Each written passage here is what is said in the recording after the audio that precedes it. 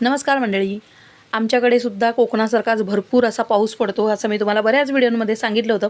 तसंच आज पण खूप पाऊस पडत होता, तर मग मी हा व्हिडिओ टाकला आहे. कारण मला बरेच जण रिक्वेस्ट करतात की तुझ्या घराच्या बाहेरचं दृश्य ना रोजच्या व्हिडिओत टाकत जा, आम्हाला बघायला खूप आवडतं, म्हणून मी रोज टाकते. रात्री ह्याच्यापेक्षा जास्त जबरदस्त पाऊस लागला होता.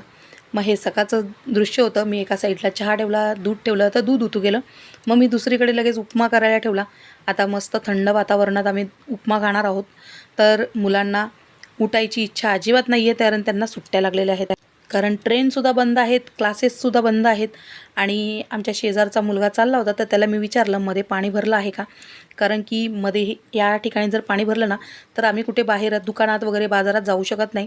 तर तिकडे पाणी भरलं आहे. आता बाहेर पण जाऊ शकणार नाही दूध वगैरे आणायला. तर मी प्रथमेशला सांगितलं की प्रथमेश जा दूध घेऊन ये, जर रोडमध्ये पाणी असेल तर जाऊ नकोस. तर भरपूर पाणी होतं, मग तो काय गेला नाही दूध आणायला.